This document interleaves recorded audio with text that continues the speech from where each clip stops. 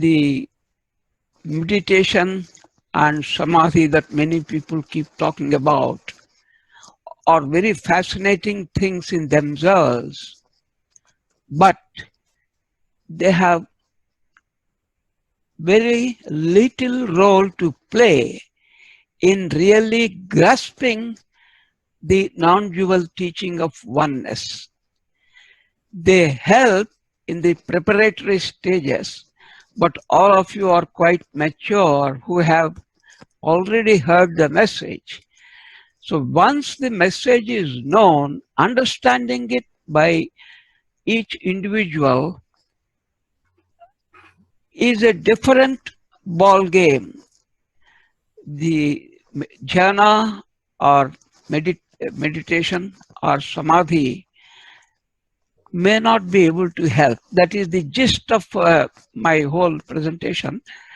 I will first show some neuroscientific concepts, then move on to Vedantic concepts. First, Dhyana and Samadhi in Advaita, their effect on the mind and body. Yes, really meditation and Samadhi have a tremendous effect on the mind and body. Next, we will see their role and relevance in the knowledge path, Jnana marga specifically. If you choose other paths like that of devotion or service, karma, the significance may vary, but in the Jnana marga that we have chosen here, they have perhaps a limited role. We will see what that role is eventually. I have here a general outline of my presentation. Our real concern here when we talk of Jnana marga is to understand that oneness of me and Brahman. In Sanskrit, they say Jiva Brahmaikyatva Jnana, the knowledge that helps us in understanding the oneness of everything that is. I am myself the Brahman who created everything. So it is not really a goal that we have to set for ourselves and make an effort through jhana or samadhi to reach it, because we are already that. And it's not a result or a fruit of action taken. See, every action will have a resultant effect that comes with it. But no action can result in the liberation or moksha. So moksha or liberation or that final realization of oneness is not a consequence of any particular action we take, either with our body or with our mind. And it is not something that you don't have and have to acquire it newly. You are already that. That is the fundamental understanding of Advaita. Therefore, you know it already, what it is. Only thing that is happening is on this knowledge of oneness that you already are, some little muck has gathered or a curtain has come in between. So we just have to drop that curtain so that the Brahman that you are stands out in its real effulgence. In conclusion, you are already that which you are searching for.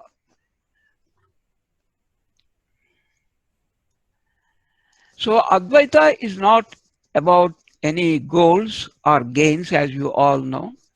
It is remembering who you are. So we have temporarily forgotten who we are by placing a little bit of a curtain or gathering a little bit of dust around, which is sort of obfuscating our view of it. So what we have to do is only to recollect back our true nature. So the Inquiry into this ultimate truth of who we are necessarily requires a healthy body and a very balanced, sane mind. So, if there is sickness, either in physical body or there is some imbalance in the mind, the first thing to be done is to attend to them. Unless we have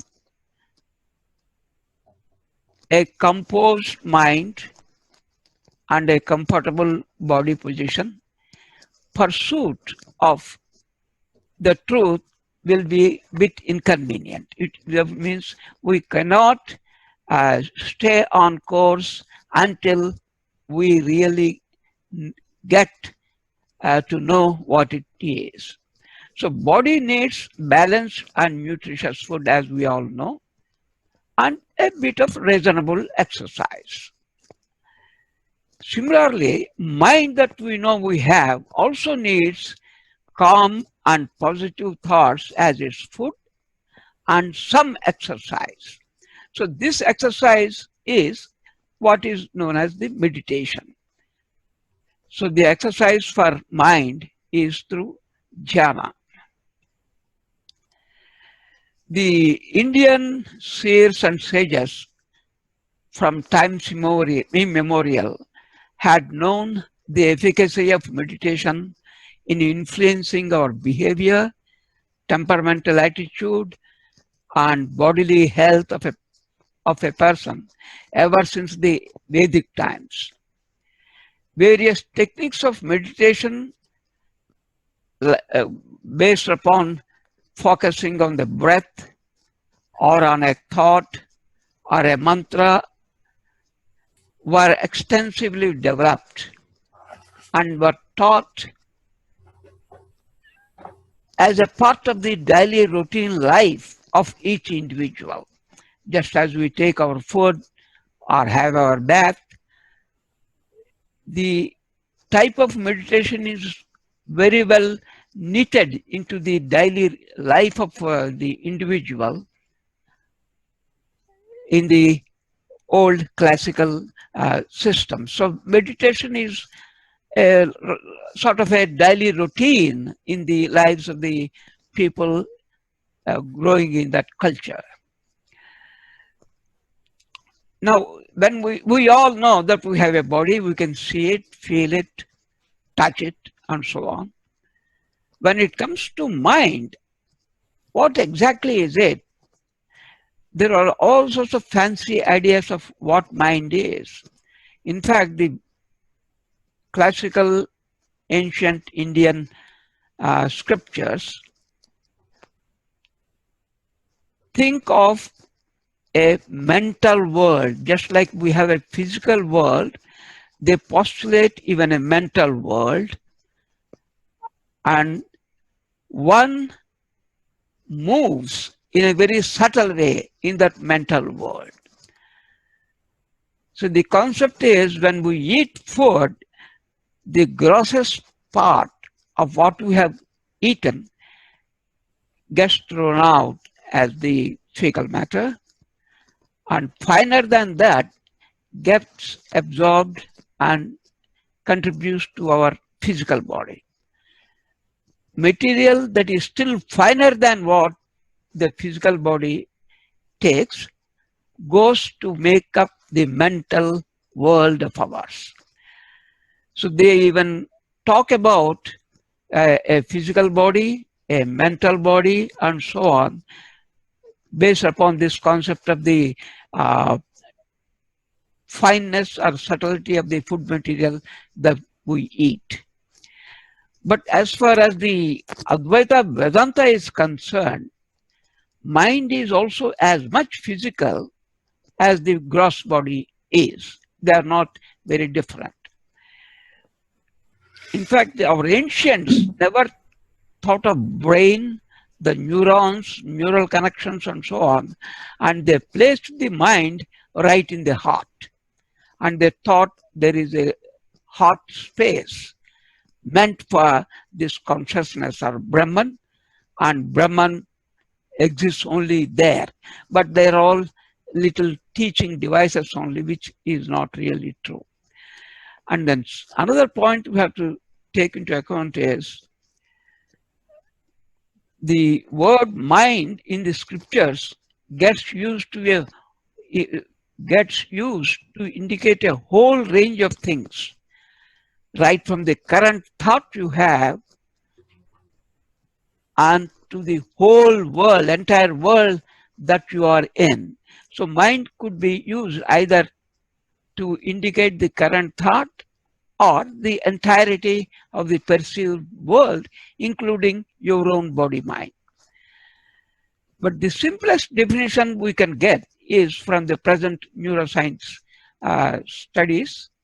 Mind is simply what the brain does, just like your gastrointestinal tract digests and assimilates the food,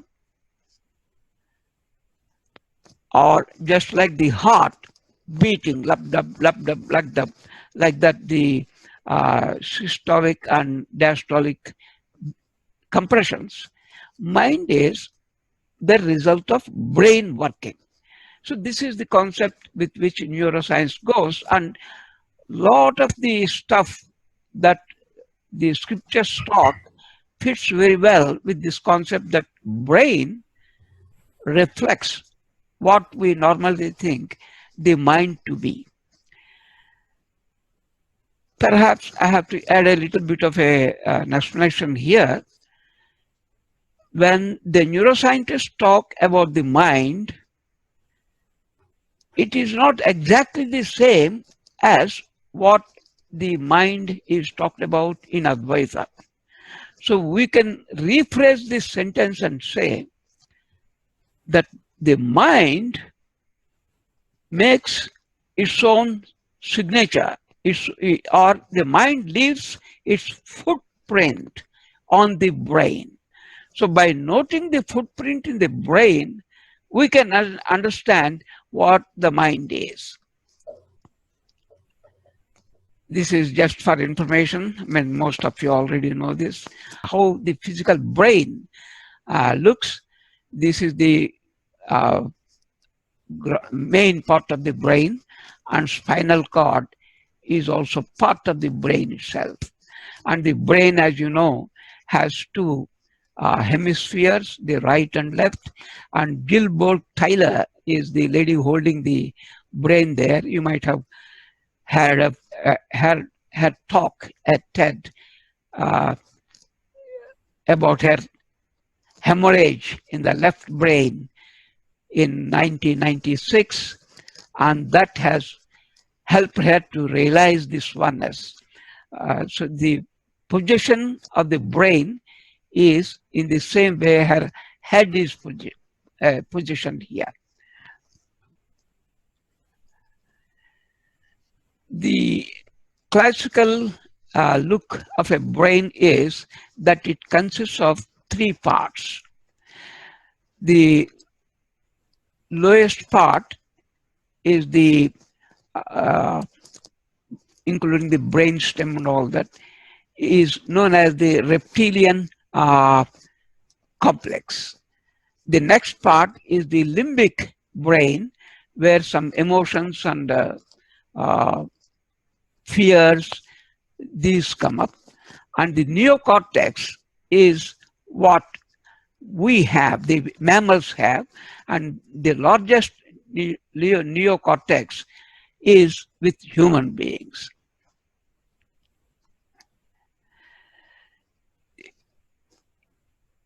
We have different parts of the brain are responsible for certain functions that we perform. The activities like meditation or sex and so on, they involve many parts. We'll quickly go through some of these parts and how the meditation affects different parts of the brain. So these are the principal lobes within the brain. We need not take that each lobe has certain boundaries constructed around it. In fact, there are no separating walls. Each layer, each part very seamlessly joins the other. So we can say that these partitions are indicative only. So this is the frontal lobe part, which is the most important part for human beings, where we have this executive control, decision making, and things like that are involved. This is the primary motor complex immediately behind the uh,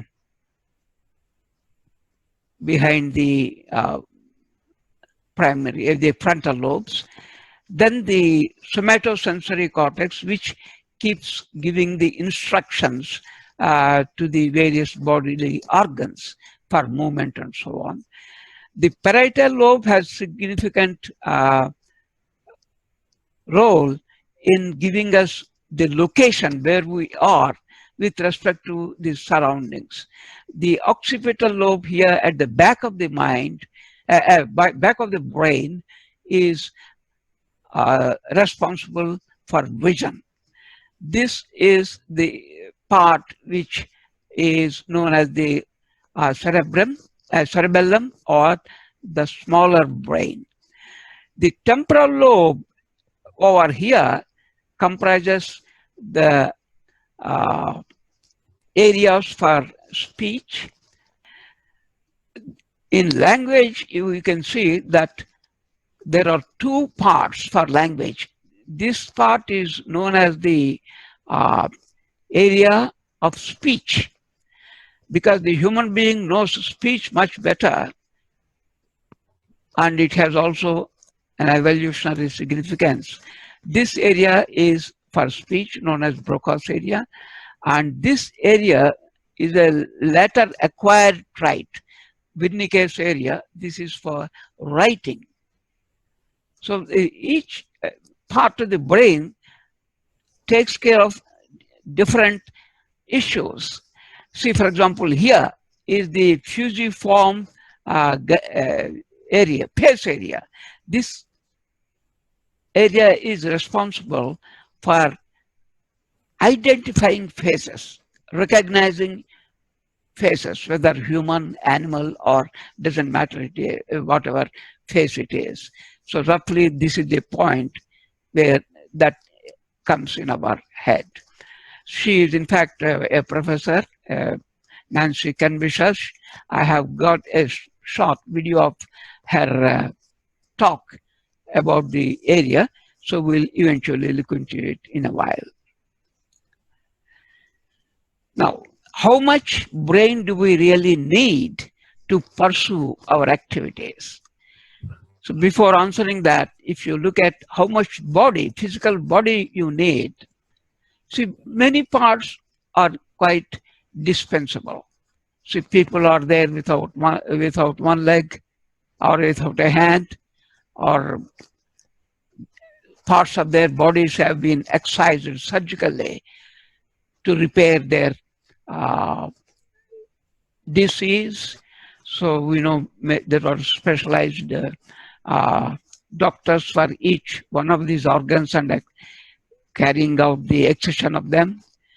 So if you remember, this boy lost in the Iraq war both hands, and his legs were also damaged, but then he could lead a happy life, and even he is married now. So we don't really need the full brain to carry on with our life.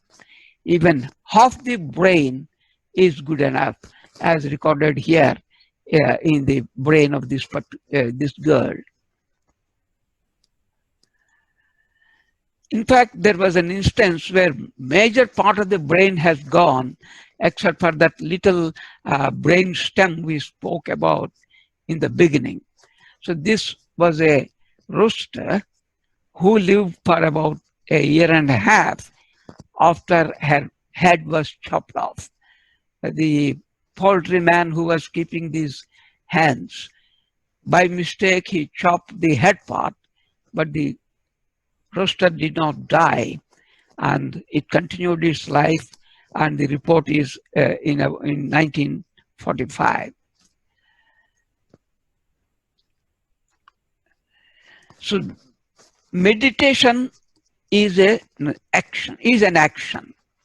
So every action naturally has a result. So this result can be found as a signature in the brain. In fact, every action we do, like taking a cup of coffee in the morning or any time during the day, or every thought that crosses our brain, they alter the interconnections of various brain cells, the neurons, and this change in the connections of the neurons define what we are. So we keep changing from moment to moment what we are. So our brains are not like fixed circuit boards where interconnections are all totally defined right at the beginning and then they can't be changed. No, the brain connections are highly changeable, highly labile, and they keep on constantly reforming. So this is a great opportunity for us to redefine ourselves, what we are, and mold our own nature and behavior. So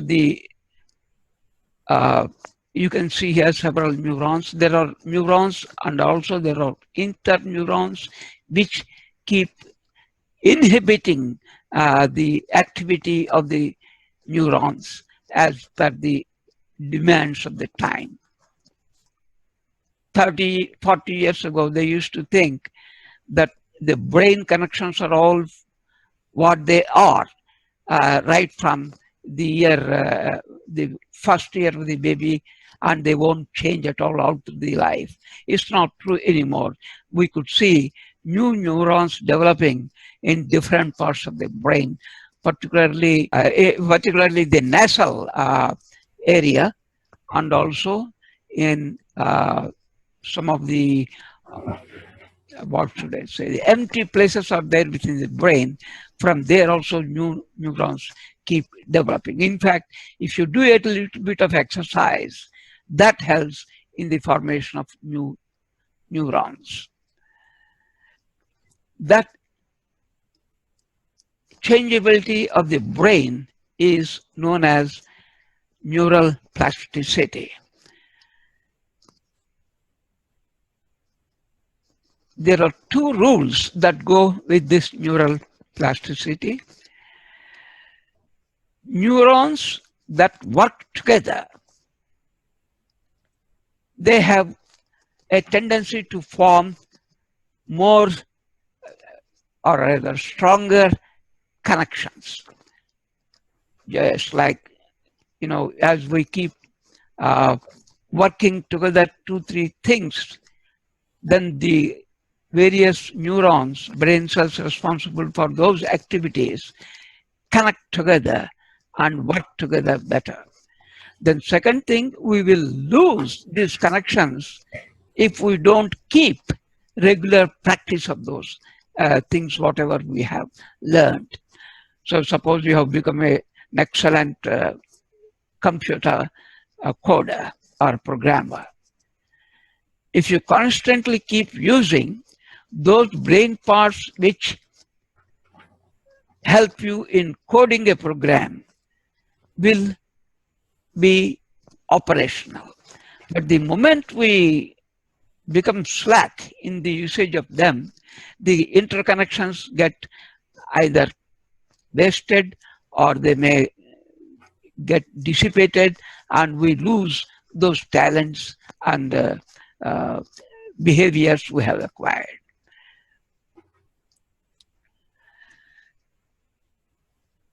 We have, as evidence from our scriptures, about the advantage of exercises, these practices or repetitions that they carry out for spiritual enhancement. Just as gold gets purified in the furnace and rids itself of the dross and reaches the quality of its own self, the true gold, so the mind, ridding itself of the dross of substance and darkness through meditation, enters into reality. Of course, as I said, in the ancient times, they didn't distinguish between the brain and the heart, and they placed the salvation to come in the heart space. So here, this verse, particular verse in Vivek shows the advantage of meditation in purifying our mind and make it ready for the pursuit of the truth or the reality. So here, as I said, mind can be understood as the activity of the brain. Now we will go to examine how the meditation affects directly the brain. The longer and rigorous is our meditation, the folds in the brain increase, or that is known as xyrification. So the more number of gyruses we have, we can process any information gathered by us that much faster. So when we process the information faster, that means we are consuming less of energy. So this is a big help for us in understanding any statement that comes from the scriptures. So the more you meditate, the bigger the brain or the cortex becomes, in the sense that it gets into more folds. And this has been observed in the insular part of the brain. Here we are seeing the brain. This is the frontal side. This is the rear side. Frontal side means behind the eyebrows here. This insula, you can't see it on the surface. You have to cut the brains into half, and you can see it in the inside part of the brain there, the insula. Insula is the hub for a lot of activities that happen automatically, and they also help us in our cognitive integration of the sensory inputs that brain receives.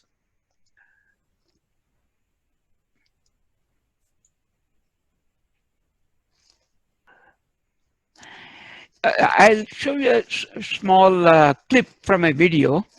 This is Sarah Lazar's. This is a bit old video of 2011. She speaks about how meditation can reshape our brain. Both yoga and meditation are extremely effective for decreasing stress. They're also very good for reducing symptoms associated with numerous diseases, including depression, anxiety, pain, and insomnia.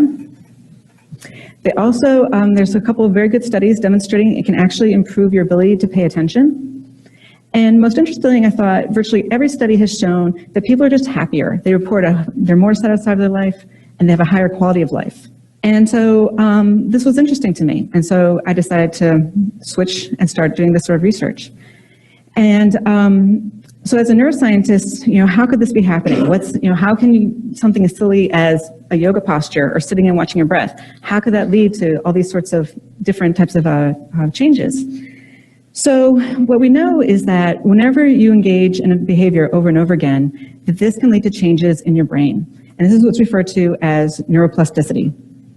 And what this just means is that your brain is plastic and that the neurons can change how they talk to each other with experience. And so, and there's a couple of studies demonstrating that you can actually detect this using machines like the MRI machine. The first study was with juggling. They took people who had never ever juggled before and they scanned them, and then they taught them how to juggle, and they said, keep practicing for 3 months. Then they brought them back after 3 months and they scanned them a second time. And they found that they could actually detect with the MRI machine changes in the amount of gray matter in the brain of these people in areas that are important for detecting visual motion. So I thought, okay, 3 months, can we detect, can meditation change brain structure too? That's something as, as simple as, juggling. What about meditation?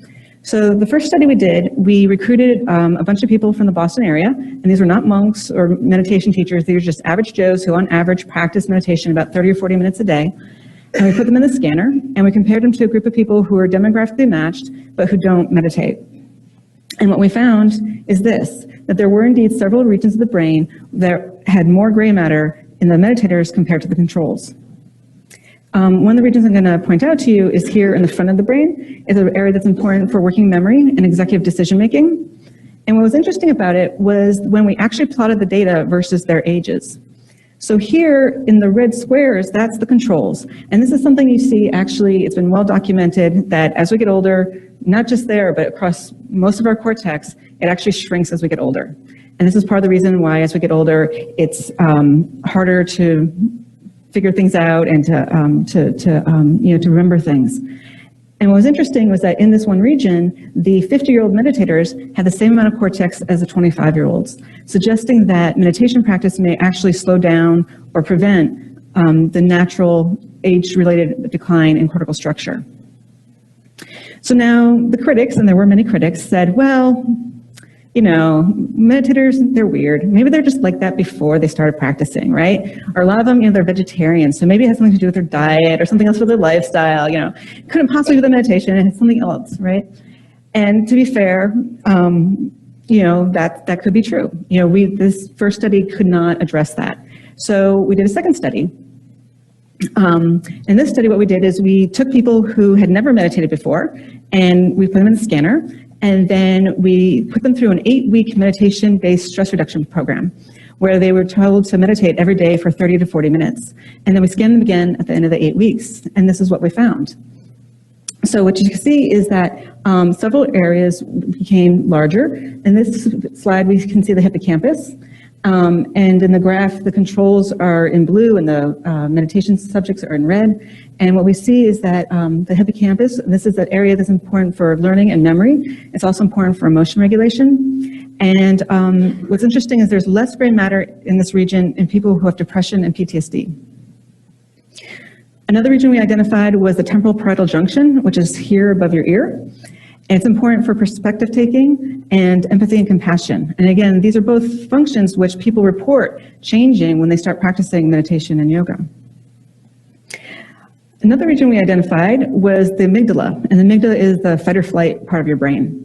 And here we actually found a decrease in gray matter.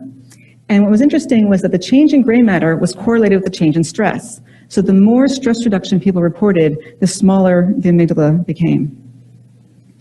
Right from the ancient times, we know that our own thoughts affect us.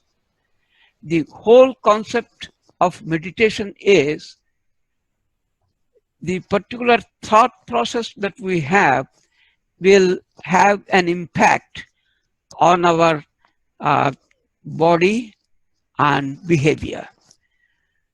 And this is very much now supported scientifically too, as published in Nature just a couple of years ago.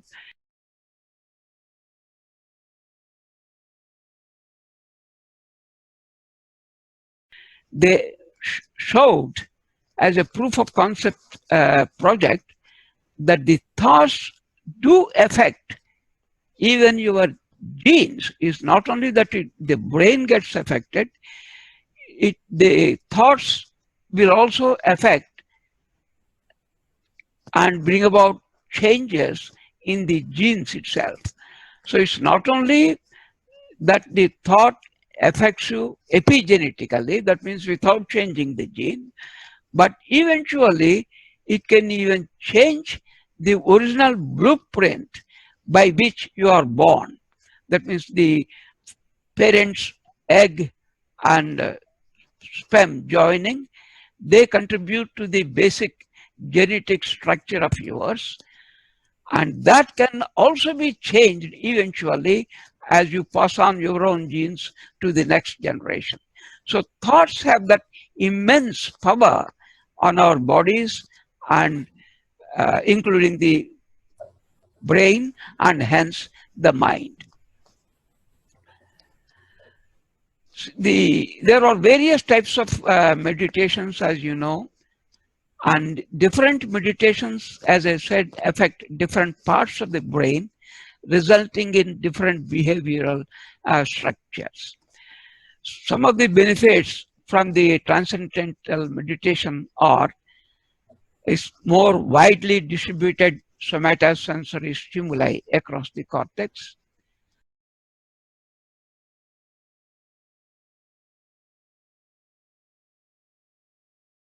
higher mean EEG coherence over all brain areas.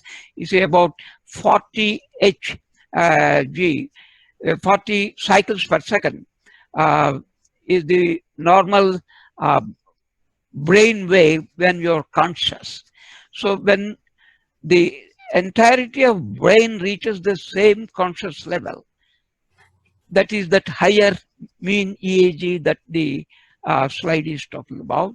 So that improves with transcendental meditation. In fact, TM people were the first to investigate the effect of meditation on the brain, and that's why I have put this slide first here. So the TM has the effect in bringing about more alert brain for you. Then state of deep rest with reduced respiration rate and reduced skin conductance. That means you have the opportunity to rejuvenate your own brain cells, which have been very active during your conscious stage and produce a lot of waste matter. That waste matter gets disposed during deep sleep, and TM helps in a more efficient deep sleep state. Then the blood pressure and cholesterol levels are also found to be going down. And as Sarah Lazar said in her video a little while ago, the age appears to be biologically younger. That means if I'm 40-year-old, the age through the brain waves looks like that of the younger 20-year-old person.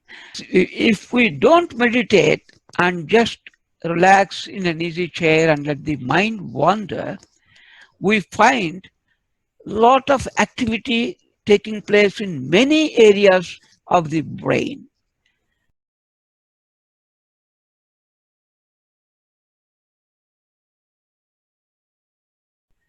And when you take up a focused activity, then a lot of this clutter, you know, all this sort of clutter that we see here gets cleaned up. So the focused meditation makes only certain brain parts to be active, unlike in a situation where the brain is just left to wander. The Franciscan nuns are known for their focused meditation they practice.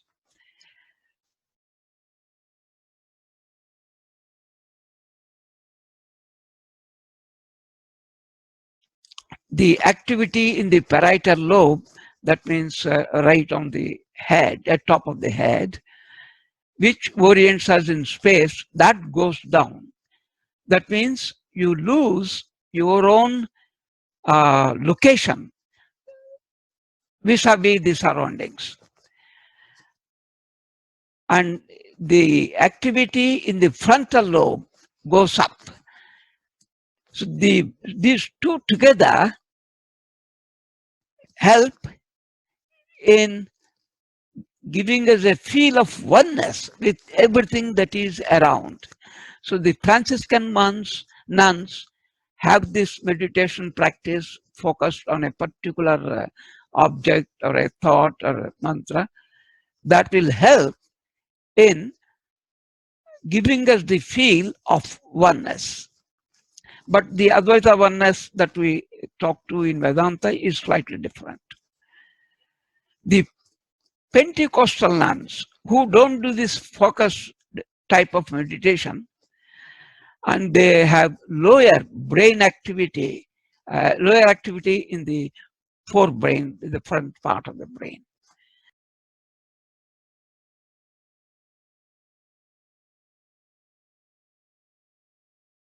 The Carmelite nuns, in their meditation practice, when they identify themselves with the God, Jesus, their brain activity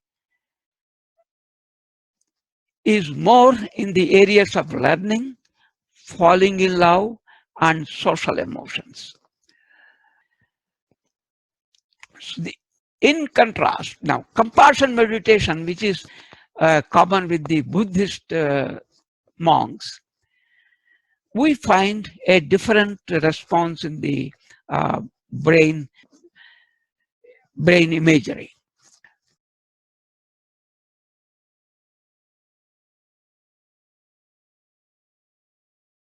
Generally, it is known that the activity in the left front lobe gives a happy state, whereas in the right activity in the right frontal lobe, that means above behind the right eye, that gives more of a worrisome sorrow sort of a feelings. So generally, with people with happy temperaments exhibit a higher activity in the left prefrontal cortex, which is associated with joy, enthusiasm, and so on. This compassion meditation you practice for the happiness of not only yourself, but happiness of the entire world. And we can learn these things and bring about these changes in the brain, just like as you learn any of your other skills, whether in, say, like driving or swimming or music or whatever it is. So the significant part here is that whatever exercises we repeatedly carry on will record their footprint in our brain and eventually bring about changes in our gross worldly activities. See, here is a biochemist. Actually, he was he worked with a Nobel laureate,